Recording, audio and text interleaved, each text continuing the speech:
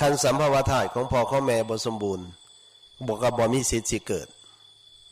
คันพ่อผู้ใดสร้างบาปมาแม่ผู้ใดสร้างบาปมาย้อนไปกินแต่ลูกเขาพบก่อนชาติก่อนเนี่ยขาแต่ลูกนกลูกหนูลูกปูลูกปลาขาแต่ลูกกบลูกเขียด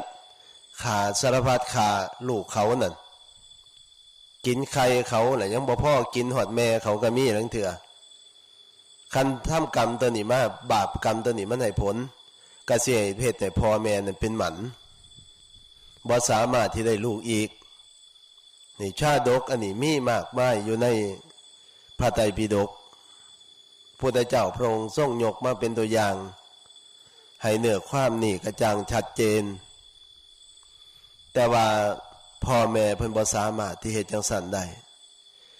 ลูกเกิดมาจังได๋พ่อแม่ก็ต้องหักต้องแพงบางเทื่อนี่พิการเนี่ยพ่อแม่ยิ่งสงสารหลายกว่าผู้อื่นพ่อแม่ก็ยิ่งสงสารหลายเพราะว่าซอยตัวเองบ่ได้บางเทื่อก็ดีพ่อแม่จะต้องเอาจิตเอาใจเป็นพิเศษย่านลูกหน่อยเนื้อตำใจย่านลูกบ่สบายจิตสบายใจอันนี้คือความหักของพ่อของแม่แพงปานดวงตาดวงใจจะว่าเห็นพ่อแม่บางคนเนี่ยเมื่อบ้านแต่ละเทื่อเนี่ยผ้าเน้นเข้าไปเยี่ยมบางเทื่อมีโอกาสไปเยี่ยมย่อมป่าจัน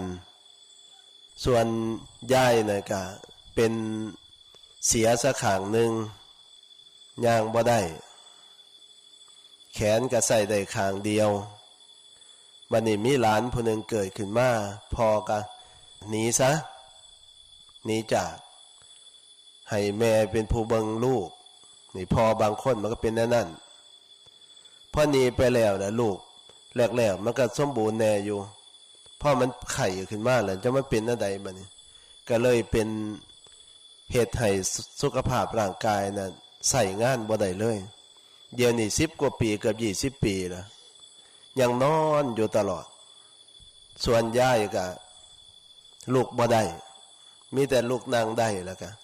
ช่วงแล้วมีเหือมีแห้งในจังหน่อยก็อยู่กับหลาน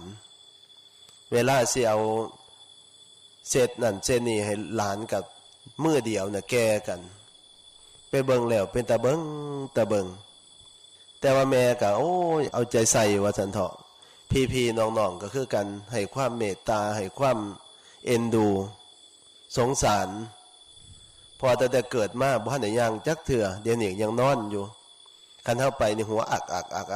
กเบิ่งโทรทัศน์หัวอยู่อักอันนี้ไปเบิ่งแล้วก็เป็นสิ่งที่น่าคิดอันนี้พ่อแม่เพิ่นสั่งให้เฮาบ่ได้ตัวนี้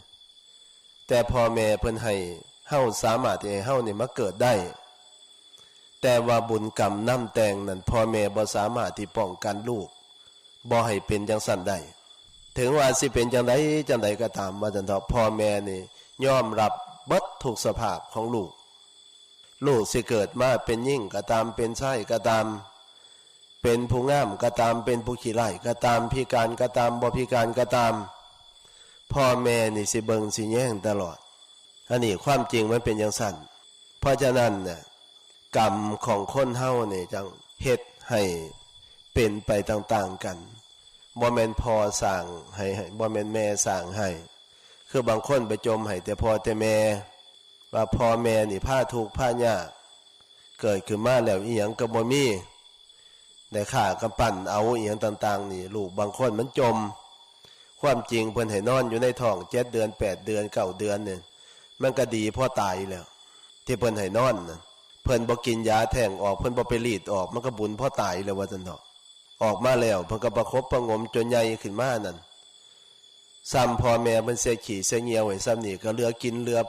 อันหันแล้วคุณบุญคุณของพ่อของแม่ว่าซั่นเนาะแต่ลูกบางคนมันไปด่าพ่อด่าแม่เจ้าละพาข่อยทุกข์ข่อยยากเกิดขึ้นมาแล้วบ่มีหยังนำเพิ่นเงินก็บ่มีสมบัติอีหยังก็บ่มีเฮ็ดให้ข่อยทุกข์ข่อยยากมันเป็นนำสู่เจ้านี่ล่ะบ่สร้างไว้อีหยังต่างๆมันก็เว้าจังซี่ก็เว้าลูกบางคนมันขี้โหดสามานอันนี้เป็นสิ่งที่น่าคิดพ่อแม่เพิ่นลดแพ่งปันดวงตาดวงใจว่าซั่นเถาะเพราะว่าเพิ่นบ่มีอำนาจใดๆสิไป เฮ็ดให้ลูกมันเป็นไปจังสั้นได้มันกรรมของไผของมันลูกก็สั่งมาพ่อลูกพ่อแม่ก็สั่งมาพ่อแม่เพราะฉะนั้นลูกผู้ใดนี่บ่เชิดชูคุณของพ่อของแม่เนี่ยว่าง่ายๆซะคำบ่เชิดชูคุณของพ่อของแม่นี่ก็ถือว่าพ่อแม่เฮานั้นบุญหน่อยอีหลีตาลูตนเพิ่นว่าง่ายๆว่าเป็นตาลูตนเพิ่นไปเบิ่งนี่ที่ไปคู่มือนี่บ่แม่นไปซื่อๆนี่ไปเบิ่งว่าซั่นเถาะสังเกตเบิ่งชาวโลกนอกจากสิใส่พิจารณาตามหลักที่พระพุทธเจ้าตรัสไว้แล้วก็ไปเบิ่งความจริงของโลกมันเป็นจังไดความจริงของชาวโลกมันเป็นจังไดหลังเทื่อพอก็ดีแม่ก็ดีขายข้าวปุ้นบางคนก็ขายน้ำหวานบางคนก็ขายหั่นขายนี่เบิดมื้อเบิดเว้นลงทุนก็บ่แม่นน้อยบางเทื่อนี่ขายตากแดดเหือย่อยเหือยังว่าซั่นเถาะได้กำไรเทอละบาท2 บาท3 บาท4 บาทเก็บหอมรอมริบเอาไว้เบิดมันเป็นสิ่งที่น่าคิดจะว่าไปแต่ละเทื่อไปเบิ่งในตลาดร้านลี่ไปหันไปนี่ไปเบิ่งว่าซั่นเถาะหลังเทื่อพ่อแม่นี่สุกล่อกว่าสิสุกได้นี่สุกล่อบางคันนี่มันพิลึกอีหลีเขาเจ้าบรรทุกของว่าซั่นเถาะสุกไปตามถนนหนทางบางเทื่อก็ได้ขายแน่บ่ได้ขายแน่เบิ่งแล้วก็ดีจะว่าเห็นพวกผู้เฒ่าผู้หยังนี่ไปขายสิ่งขายของก็มีแต่บอกผู้เห็นซื้อแน่โหลดแซ่บบ่แซ่บก็สร้างมันซื้อโหลดกว่าสิออมได้ว่าจันเถาะพ่อแม่บางคนนี่ก็ไปขายให้ขายนี่เบิ่งแล้วนี่ไปจอดรถเบิ่งว่าจันเถาะจอดรถนี่ให้พอออกไปหารอซื้อหันซื้อนี่นั่งเบิ่งอยู่ในรถแล้วเทื่อโดนๆก็บ่มีผู้ซื้อเทื่อนึงก็นั่งอยู่หันแล้วเทื่อก็สุกรอไป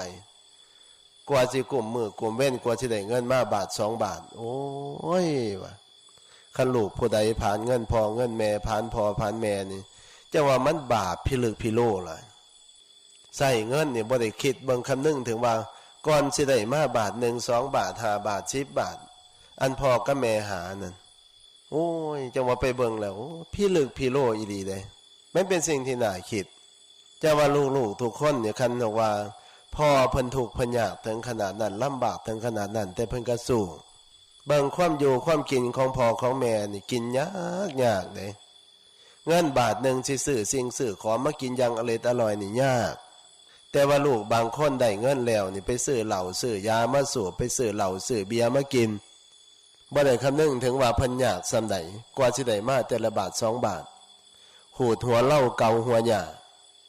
อย่างเพื่อเจ้าเห็นให้หน้ามื้อนี้ผมก็ไปนั่งเบิ่งเขาเจ้าไม่ออกดำหน้าพอออกดำหน้า7 คน8 คน90กับเด็กหน่อยมื้อนี้ไปปั่นน้ำแข็งเฮ็ดน้ำแข็งให้เขาเจ้าซิมเบิ่งเอาซิมเบิ่งเด้อว่าซั่นไปเบิ่งว่าซั่นเถาะเขาเจ้าเห็นให้เห็นหน้าคันฝ่าฝนตกลงมาถูกต้องตามฤดูกาลก็ใครแน่อันขี่รถไปรถมานี่สังเกตว่าซั่นเถาะไปบางบ่อนี่เขามันสิบ่เป็นเขาให้บักใหญ่ว่าจะต้องลงทุนทั้งไถทั้งขาดทั้งอีหยังต่างๆนี่เบิ่งแล้วมันบ่กลุ่มมันนี่ลองคิดเบิ่งว่ามันสิลำบากส่ำใดบางบ่อนก็แห้งบ่มีน้ำมีในชีวิตนี่ต้องรอธรรมชาติความเป็นอยู่ต้องรอธรรมชาติ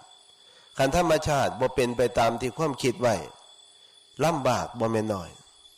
ทั้งเรื่องการอยู่การกินว่าจะต้องสิหามาได้แต่ละอย่างว่าซั่นเถาะกว่าจะได้มาเป็นอาหารหวานข้าวให้ลูกให้เต้าได้กินขันบกมหาทั้งวัดเท่ากับกว่าจะได้แบ่งว่าจันเถาะแบ่งอาหารหวานข้าวเห็นต่างๆนั่นได้มาเดี๋ยวความยากความลำบากนั่นแบ่งเอามาถวายครูบาอาจารย์ประสงค์สามเณรทั้งวัดนำเบื้องแล้วบ่แม่นเรื่องง่ายปานใดคันจิตใจบ่มีศรัทธาภาษาทะในคุณของพระตรัยอีหลีเขาเจ้าก็เฮ็ดบ่ได้แต่ว่าอาศัยน้ำจิตน้ำใจของพ่อของแม่ที่หักลูกหักเต้าอีหลีเบิ่งแล้วปู้จะมันเป็นตะเบิงไปแต่ละเทื่อนี่ต้องได้วัดสันเถาะไปเบิ่งสัจธรรมของโลกมันเป็นจังไดอันนี้ปาโลกปันบอกเฮาทั้งหลายฟังเพราะว่าพ่อแม่นั่นเพิ่นปา